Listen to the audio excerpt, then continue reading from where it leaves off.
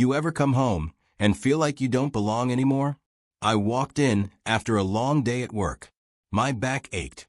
My hands smelled like oil and metal. All I wanted was to sit in my old chair, maybe watch a little TV, maybe remember what peace used to feel like. But my things were gone from my room. Everything, my books, my lamp, the photo of my late wife, was stacked up in boxes by the basement door. No one even tried to hide it. In the living room, I heard laughter. My daughter, her husband, and their precious golden grandson, the boy who could do no wrong. She called out almost casually, "Dad, we thought it'd be nice if he had the best rooms. Your stuff's safe downstairs." Safe. That's what she said. But all I felt was empty. I stood there, just listening. No one looked up. Not even the boy, glued to his phone, feet on the coffee table I built with my own hands. I could have argued. I could have raised my voice, demanded respect, asked them why. But I didn't. Instead, I smiled. Just a little. Quietly. I gathered up what was left, my medals, my watch, my memories. And I started packing my own bags. No one even noticed. Maybe they thought I'd make a scene. Maybe they thought I'd beg. But I wasn't about to fight for a place in a house that no longer remembered who I was. I walked down those basement steps one last time and wondered, how does a man become a stranger in his own home? They had no idea what was coming next. The first night down there, I didn't sleep much. It was cold. The air smelled like dust and old paint. Shadows stretched across the concrete. I lay on a thin mattress and stared at the ceiling, listening to footsteps and laughter drifting from upstairs. They were living their lives. I was just a sound below them. No one came to check on me. Not even a good night. Not even a simple, "Are you okay, Dad?"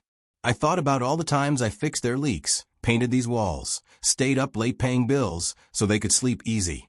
I wondered if any of that mattered now. In the morning, I climbed the stairs. Hoped, just for a moment, someone would notice me. My daughter was making breakfast. Her husband scrolled through his phone.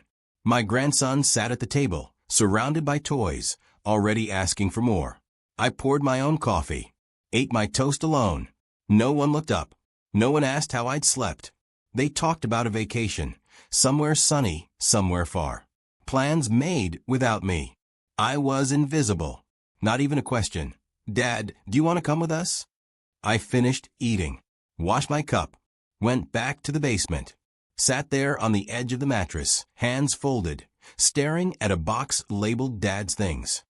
That's all I was now, a box in the basement, a background character in my own story. I realized in that silence something had changed. Not just the room, not just my place in the house. Something deeper. They'd stop seeing me. And maybe, just maybe, I'd stop seeing myself too. But one thing I still had, my dignity. That night, I made a promise. I wouldn't wait for them to remember me. If I was going to be forgotten, it wouldn't be quietly. Days started to blur in that cold basement. I woke up early. The floor creaked when I moved. My knees ached more than usual, but I tried to keep busy. Folded my clothes. Lined up my shoes. Organized my old tools, just for something to do. No one came down. Not once. The only time I heard their voices was through the vents, shouting, laughing, making plans. Sometimes I heard my name. Mostly it was just, "Grandpa's fine. He likes it down there." They never asked if that was true. The house above me felt like a different world. Warm, loud, full of life. Downstairs, it was just me and the sound of the old fridge humming in the corner. I thought about leaving, just packing up, walking out the door, seeing if anyone even noticed. But there was a part of me that still hoped for something. An apology, a knock on the door, maybe even a cup of coffee brought down by someone who remembered who I was. That never happened. One evening, I heard them talking about me. My grandson wanted my old room painted blue.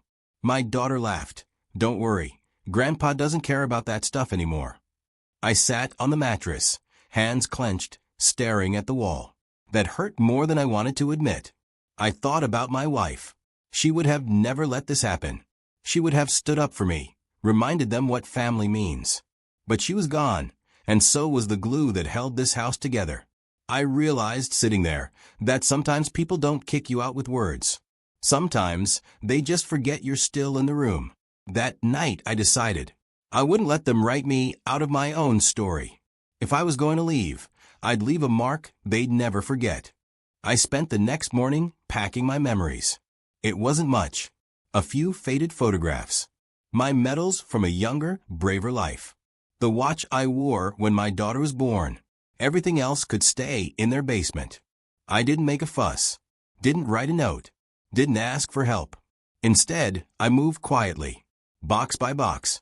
Memory by memory. Upstairs, they were busy arguing about dinner. The boy wanted pizza. My daughter rolled her eyes. My son-in-law just kept scrolling his phone. I listened to them. Not one of them noticed the man carrying his past up the stairs. When I finished, I took a last look around that house. The walls were the same, but the feeling was gone. I realized I was more of a ghost here than anywhere else. I walked out the front door without a word. The air was cold, but it felt good, real.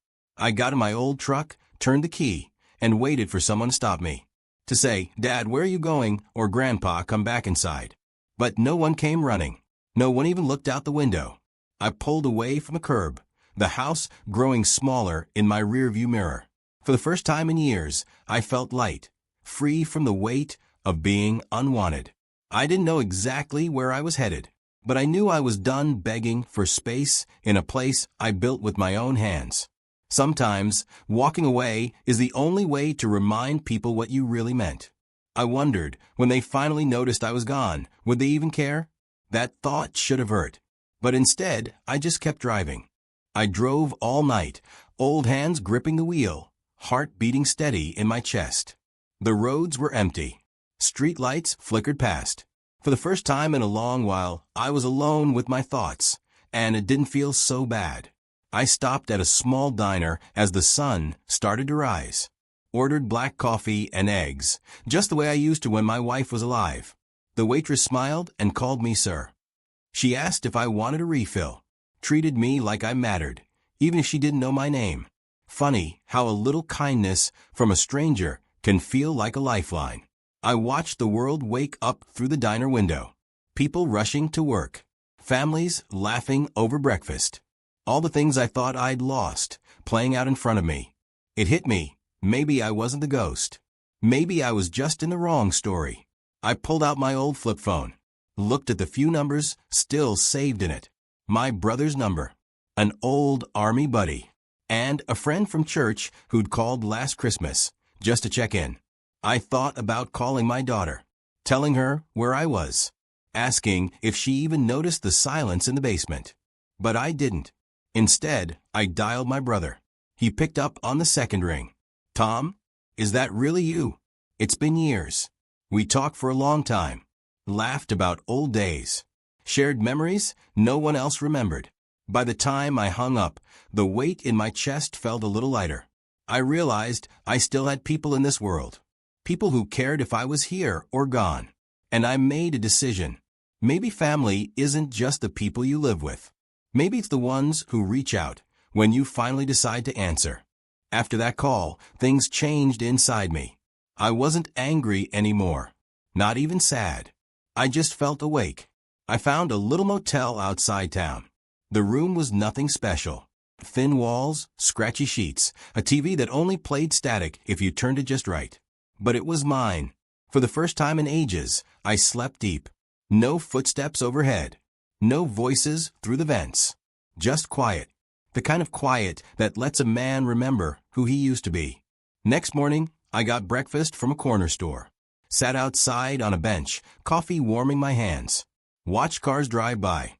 Nobody looked at me funny. Nobody told me where I did or didn't belong. I saw a park across the street. Families out walking, little kids feeding ducks at the pond.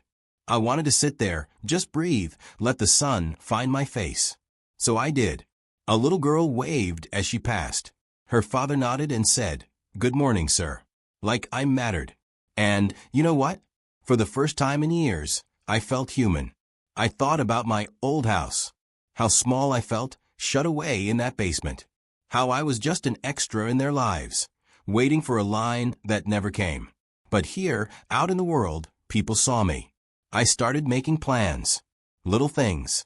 Visit my brother. Call my church friend. Maybe even sign up to volunteer somewhere. Give my time to people who notice. I realized I had something left to offer. And somewhere between the bench and the birds, I decided. I wasn't going back to that basement. Not now. Not ever. Sometimes, it takes losing everything to find out you still have something worth living for. A week passed. Each day, I felt a little stronger. Each night, I slept a little better.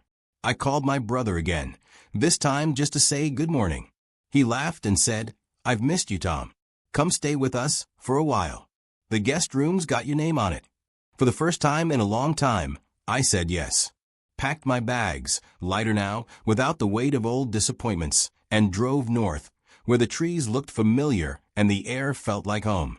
My brother's wife greeted me with a hug at the door. She set out fresh towels, made my favorite soup, and told me, "You're family here. You always will be." I helped around the house, fixed a leaky faucet, tightened a loose step on the porch. Little things, but they thanked me for every one. In the evenings, we played cards and swapped old stories. Laughed until our sides hurt. Sometimes, I caught myself smiling just because someone remembered to ask how my day was. I thought about my old life, the basement, the silence, the way no one looked up when I entered the room. I wondered if they noticed I was gone, if the house felt emptier without me. One afternoon, my daughter called. I let it ring. Then another call came, and another. I finally picked up. Her voice was tight, almost frantic. "Dad, where are you? We haven't seen you. The house isn't the same. Even your grandson keeps asking when you're coming back." I listened quietly. Told her I was safe. Told her I was finally somewhere I belonged. There was a long pause. Then she whispered, "We're sorry." But I'd learned something on the road, in the diner, on that park bench. Sometimes you have to walk away to be seen. Sometimes you have to leave so others remember your worth. And for the first time, I wasn't waiting for an invitation back. The days in my brother's house settled into a gentle rhythm. Morning coffee on the porch, sunlight stretching across the yard. The dog barking at squirrels. My brother's wife humming as she worked in the kitchen. It wasn't fancy, but it felt more like home than anywhere I'd been in years. Word got around. Neighbors would wave. Some would stop by just to chat or drop off by. Everywhere I went, I felt like I mattered.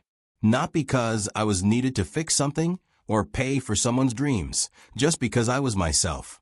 Each evening, we gathered at the dinner table. No assigned seats, no rooms off limits, no golden grandchildren demanding the spotlight. Just family, laughing about nothing, sharing stories, passing the bread. Sometimes I'd catch myself looking around, quietly grateful for second chances. One Sunday, my church friend called. She said, "Tom, we could use an extra hand with the food drive." So I showed up, sleeves rolled up, helping unload trucks and sort boxes. The other volunteers welcomed me like an old friend. No one asked where I'd come from, or why my eyes looked a little tired. They just handed me a cup of coffee and said, "We're glad you're here." I realized something as I stacked those boxes. We spend so much time fighting to stay in places that have already forgotten us. We beg for scraps of love from people who stopped seeing us long ago. But out here, in this world that still turns, there are always hands ready to reach out, if you're brave enough to take them. Then, one crisp afternoon, there was a knock at the door. My daughter and grandson stood on the porch, eyes red, faces uncertain. She said, "Dad, can we come in?" I let them in, poured them coffee, sat across the table, the silence heavy but honest. She began to cry. "Dad, I'm sorry. We didn't realize how much you did, how much you gave. The house feels empty. We all feel empty." I listened, letting her words settle. And then I told her, gently, sometimes you have to lose something to remember its worth. Sometimes you have to leave so you can be found again. My grandson hugged me tight. I held him. But I knew this time I wouldn't just go back for comfort or out of guilt. If I was welcome, it would be on new terms, with respect, with love, with space for who I'd become. We talked until the sun went down. No more silence. No more pretending. When they left, I watched them drive away, feeling at peace. Because I finally understood. Home isn't four walls and a roof. It's where you're seen, where you're valued, where love isn't just a word, it's an action. And as I closed the door, I knew I'd never settle for anything less again.